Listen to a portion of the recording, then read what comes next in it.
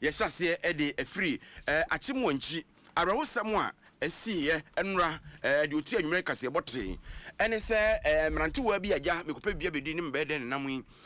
asase adwire guom so no hu de ontri anya yie ba bia no mo etufo mu agudie Galamsey no amana tintin bia na da honom no nya amana ketwa a chese donko a ensuo tamu enti ba bia mo gyina ehuru sika akọ a wo mutuo no ena ebukogu nsuo no amono wa nipa miensa a wo yi wo no de no mo ahwehwere mo nkwa ba ko aka ho ye de kodu ansa bia ono so kohwere ne nkwa saa nanso abre ne aban kra chepani eye Omar Ahmed edi nkomo no kire se nipa na wono atiaka asase na se no mbabura duo no so omutimi yi bie so omwantimi anyi bie de atete ne se aban kra chepani ono no okoye so okobra wo wi akire na chese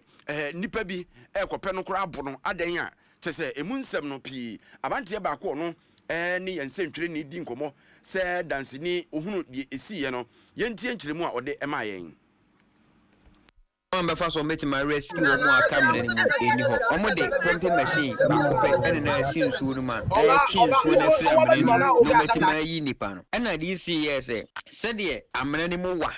nsu do so wum na pumping machine ba ko pe de e be take be say 3 days ansa enti sa de a omo ma excavator ba ko mbie kwan na nsu ni mpie enkugu another pit mu na nko muntimi enyan nipa no ena mo se excavator ba ko na aka wo hon asai ni aka no site owner na asem ni sie na mo frɛ no wa mo masa excavators ni na area fi site wo e de akogu efie enti e na chief yes na sa de ya omo mfa pumping machine bi yene emeka ho enti e ho mo ade 2 pumping machine ena o me yes o mo kofa bi meka ho enti no ye ko anopa ye besan aba enti ye fi site wo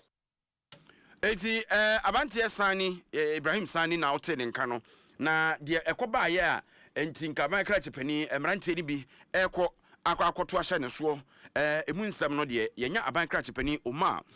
Ahmed ankasankasa wa homa no so honorable anopa ye mo achimbo akwa baba Adom FM so meje so meba na unkom de sen ja ye ho ye na wo so ho te sen me meka se me ho ye enra enkomo ani udi ye no na asani da so ne ya asa nye bie firi no anwumre na besia no pe no munya amoa bi enipa no mutimi yi bi ana se nipa ba aduonu a na ono makoka asase na se a nsuo tawom so no omo da so hye ho saa me da se nga na me Adom a etimiya engine kese pa edi ashin so ma egusu bonsi me no ka se ya na pe machine ni gusu gina ho ebunsi at least by 2-3 hours time there we are very sure saying soon na bit ma say repeating them na ya should not move on it me ako checking side so between who no pay bi wo mo na je say enipa nan no echi no muntimi nyi bia je se atwenso na wie yin yi obia nipa nan no nyensa ewu instantly but bako de amino kasa na pay yen information say no hu ya kaka ana se de otoso nan de wo amfrim na se nipa bebrebe ya omo hyase ho a nsuo gu omo so na tie gu omo so ade a chin de honorable anira so om nan kan dra no me pe machine nka mutumi ye ma Adom etumi nya machine a nka magiri se ebetumi nya nipa o nsuo no mu batakoba and then the nim ebetumi possible se ebetumi nya nipa o because nipa na omo hye asase na omo doso pa when now ka se nipa bebro duo no between 25-30 there omo because say na nkofo na can chairman no mo mugina pit na no mo doso a omo yejuma na yete se nipa ono site ho ne dia no ni mfidia na egu na asem ni si ya no mo yiyi mfidie ni free ho omo gina pack machines ni na nunu kodu ho no mo gin say me baba chi omo no mo gin say me baba boa say ye bi san nkofo na free insuru mu ndi omo chanti was omo yes asi say ntoko bi AC ho no ye baba boy san nkofo na free pitch ni mu na enti ebre ben na afa de ese koduru safe na wasa posifo kora betututu ntisa na kamera ntia ne bepe wabo yi ye ya ye koi omu se o ma parking machines no nti ekogina machines ehwe machines we na mudi ye adwuma site ho nti one of the place ka say nyam ha machines no nti ye gina ho aye bon komo I ba foka be hwa o block road no nyina nyame adoma any police phone na ma nka na be sin kenye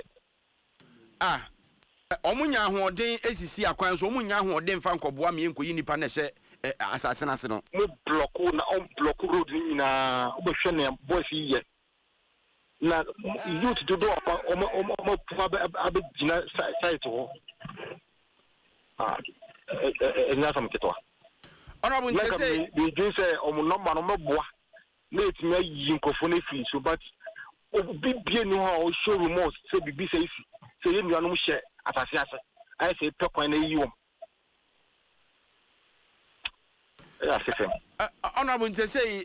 enidaso bi ho Ghana fo dodo na ti asem no ra Adom FM so na de bonkrata ankra bi tie no wo mo atrotro enidaso bi ho ndaso ho me no ka say ye nyina ye prepare akọ area ho na engine machine so egusu engine so ma ebu nso no